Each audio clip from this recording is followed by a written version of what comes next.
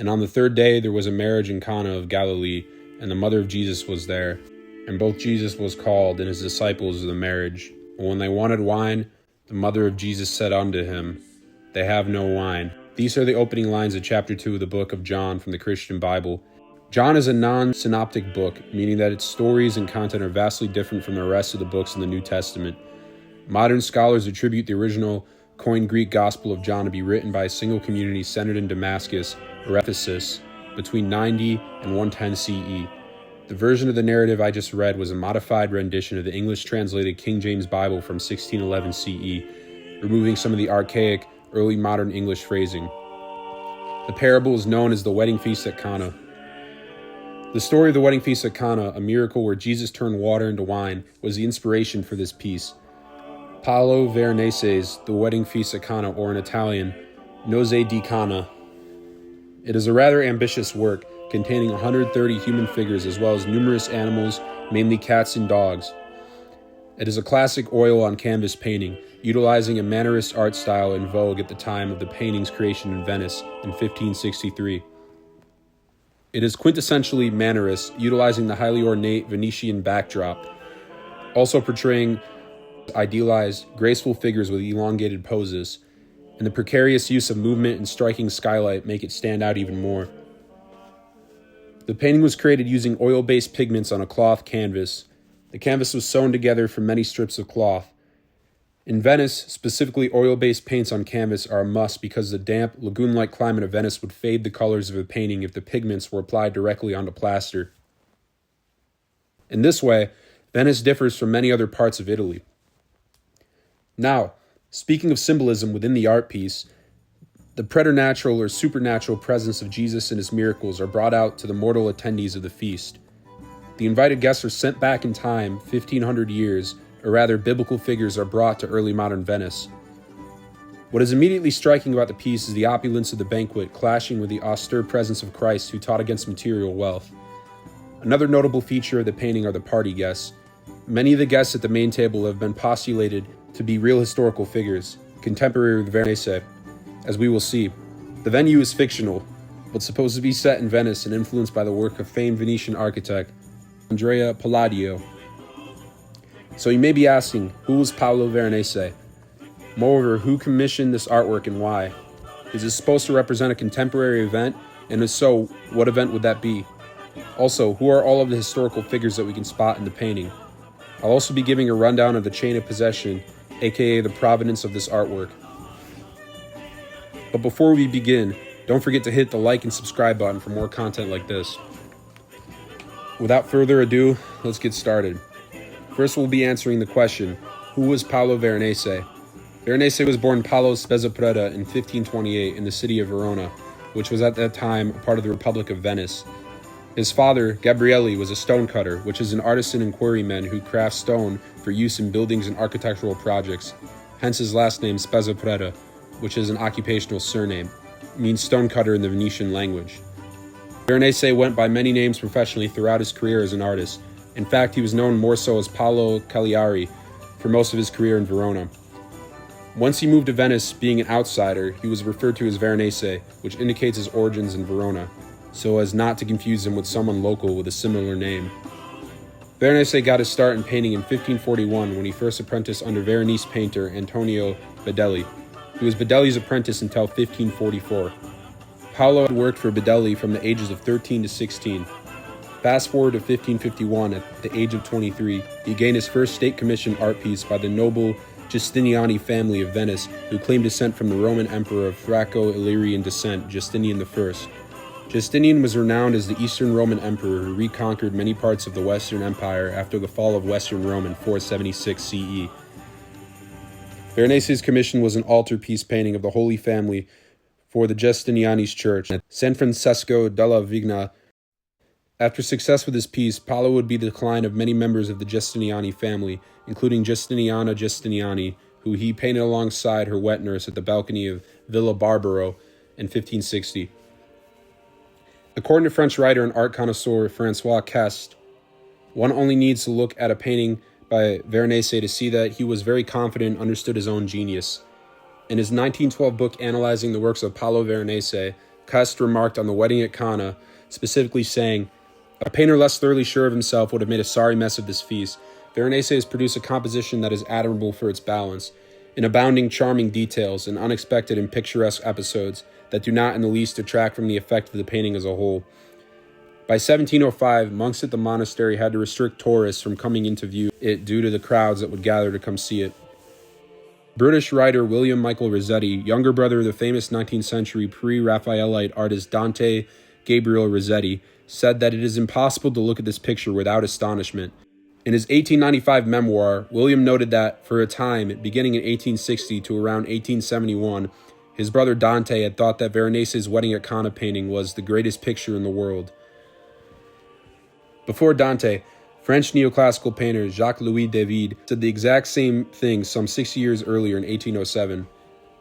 Narratives like those explain the legacy of the painting and its splendor, but how did the artist begin this piece and what was the impetus for making it? Well, on June 6, 1562, the prior of the Benedictine monks of the monastery of San Giorgio Maggiore contracted Paolo Veronese, a rather well-known Venetian painter who, as we said, had gotten state commissions in the past to produce a painting of the water-to-wine miracle from the Bible. The painting was to be hung high on a wall at San Giorgio's newly built refectory, designed by master architect Andrea Palladio. The painting would be hung behind the head of the table of an abbot. For context, a refectory is essentially a dining hall for monks. In observance with the rule of Saint Benedict, monks dining in the refectory would have been austere and silent, contemplating religious teachings while gathered eating at the table. Now, according to the contract between Veronese and the Venetian Benedictines, Veronese was given a monumental canvas measuring 67 square meters. He was compensated with an initial payment of a barrel of wine and was also given a free pass to take all of his meals at the refectory itself. Upon the painting's completion, he was additionally given 324 Venetian ducats. Ducats were the currency of Venice. They were in coin form only and were 98.6% gold. Keeping in mind that one ducat is equivalent to approximately $150 or 105 pounds today, he would have been paid around $48,000 or 34,000 pounds for his work. Before beginning his work, Veronese was given a few stipulations by the monks. Firstly, he should finish the painting within a year's time. He should only use the colors they had allotted him, and he should utilize the color ultramarine, which is a deep blue, as one of the painting's base colors. Keeping in mind, Veronese had several other works he was painting along with the Wedding at Cana. This includes a painting known as the Martyrdom of St. Primus and St. Felicianus, which depicts the executions of early Italian Christian martyrs St. Primus and St. Felician, killed during the Diocletian persecution of Christians in the late 3rd century CE. Along with that, another concurrent work was the Head of St. Michael, which was a commission for the Church of San Francesco at Lendinara near the Venetian city of Padua. Another is St. John the Baptist preaching, which he possibly made for the Palazzo Torlonia in Rome. Switching gears a little bit, you'll recall that a big question that I alluded to earlier is, who is portrayed in the painting? I had said that several real historical figures are thought to have been included in this piece. Artists, art historians, and connoisseurs have been speculating for centuries the identity of the figures, specifically those guests seated at the table on the far left. To quote British art historian Percy Herbert Osmond, writing in his 1927 biography of Paolo Veronese, if Veronese had really intended this composition to accurately illustrate the opening verses of the 2nd chapter of St. John's Gospel, it would have to be registered as a failure. But such was not, in the remotest degree, his intention. He has painted here the sort of banquet that was a common occurrence at Venice in that opulent age. To silence the not too exigent scruples of his monastic patrons, he had to give his picture a scriptural title, so he called it the Wedding Feast of Cana, but he evolved a surprisingly original version of the gospel narrative. St. John tells us that the mother of Jesus was there, and that Jesus was called and his disciples. Paolo adds a piquant detail that invitations had also been accepted by Alfonso Diablos, Eleanor of Austria, Francis or Francois I of France, Mary Tudor, presumably the sister, not the daughter of Henry VIII, the Sultan Suleiman I, Vittoria Colonna, who stirred a platonic love in the heart of Michelangelo and is here using a toothpick, the Habsburg Emperor Charles I, and other notables in church and state, and in the Republic of Letters also, for Pietro Artino is here too. In fact, the artist seems to have had in view a sort of League of Nations banquet. At the other end of the table, A number of the monks are believed to have been portrayed, while Benedetto, Paolo Veronese's brother, stands attitudinizing in front towards the right. In the central foreground, supplying the music, are four men more famous for their skill in the art of painting than in that of music. Paolo Veronese himself plays the viola. Opposite him, Titian is performing on a double bass, Jacopo Bassano has a flute, while Tintoretto, immediately behind Paolo, completes the orchestra. Other notable figures include Ottoman Grand Vizier Sokulu Mehmed Pasha, English Cardinal, and the final Catholic Bishop of Canterbury, Reginald Pole, and the Countess of Fondi and Treato, Giulia Gonzaga. According to both Francois Crest and Princeton University from their 1904 publication Masters in Art, Eleanor of Austria, the real-life Queen of France and wife and widow of Francois I, is portrayed here as the bride, and Aragonese Italian statesman Alfonso Diavolos is the groom. What's truly interesting about this is Veronese's choice of wedding participants and guests, if the attribution of the identities of these figures are accurate. As Diavolos, the groom in this painting, is a sworn enemy and thorn in the side of the French, i.e. Francois of France, and the bride in this painting, Eleanor of Austria, the Queen of France, as well as the Ottomans, Sultan Suleiman the Magnificent, and Sokula Pasha. Historically, Venice, being a medium-sized Italian city-state with fiefs and vassals, played both sides of the intense rivalry between King Charles V and King Francois I. Maybe their dual portrayal was a way to signify peace between these two factions. Though on the other hand, maybe this portrayal really was a way to humiliate the French by having the king give his own wife in marriage to the warrior who defeated him so many times in battle. Diavolos fought the Ottoman-French alliance on many occasions, beating them many times as he did in the Habsburg conquest of Tunis in 1535. He also lost to them on select occasions as he did at the Battle of Sarasol near Turin in 1544, 2 years before his demise. Thanks to the work of art restorers, we also can learn some intricate details about some of the more obscure figures. The restoration attempts to the painting from 1989 to 1992 were near catastrophic. In 1992, the painting was spattered in rainwater which linked from an air vent. Also during that time, as they were raising the artwork higher on the wall it was situated, the frame gave out and the massive painting collapsed onto the ground, puncturing parts of the canvas.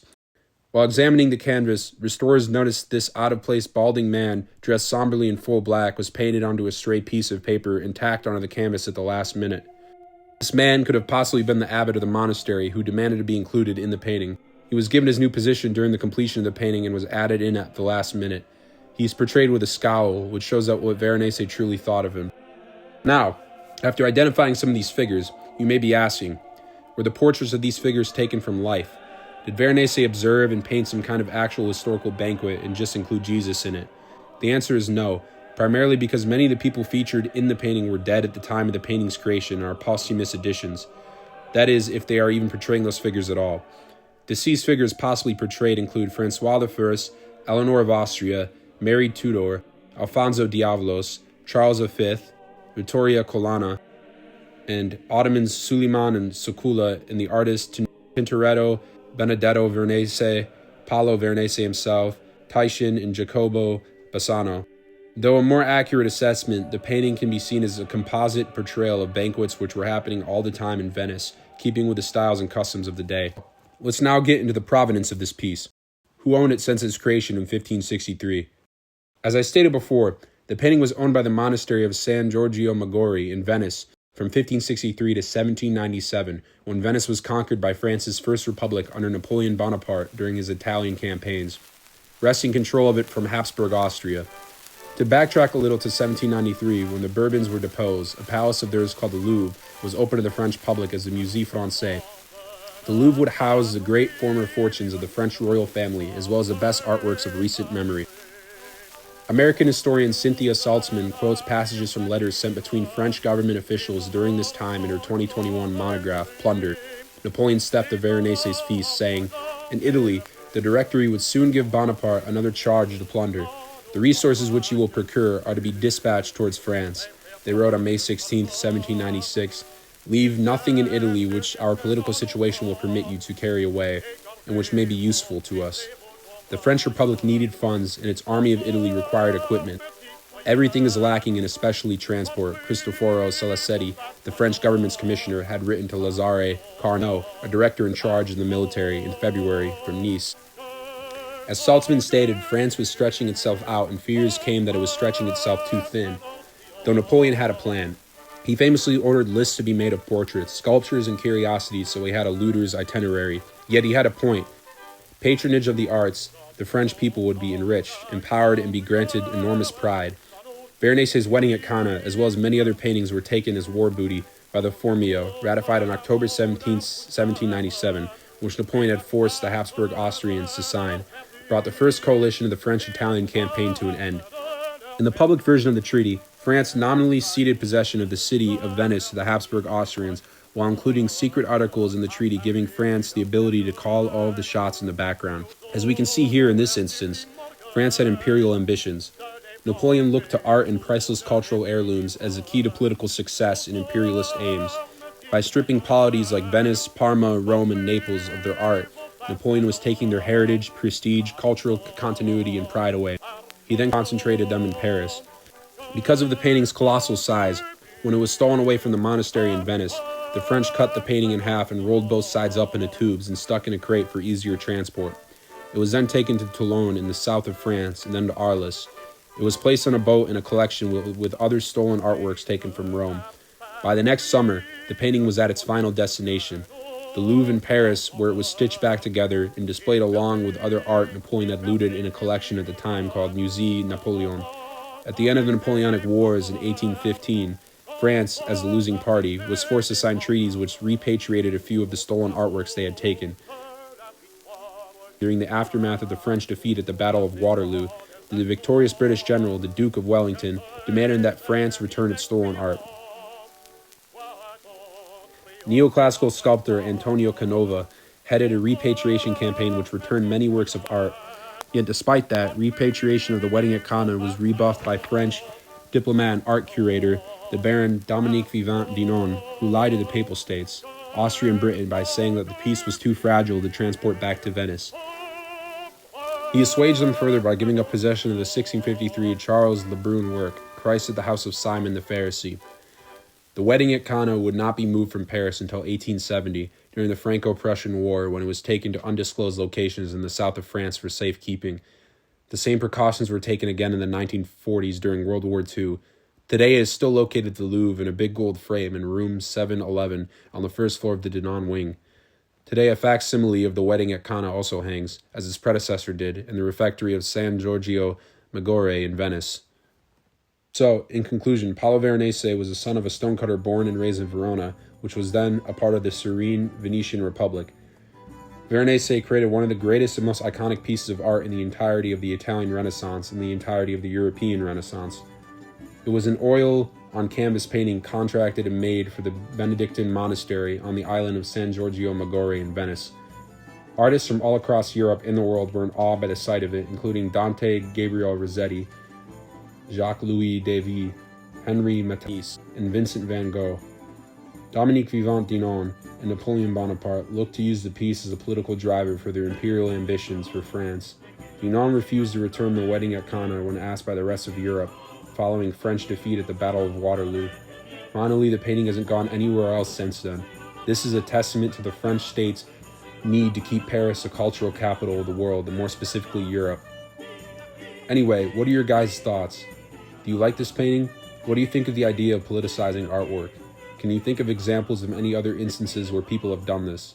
Please feel free to sound off your questions, thoughts, and concerns in the comments. Let me know what other video topics you'd be interested in seeing. As always, this has been Kay with Lost Libraries, and until next time, peace.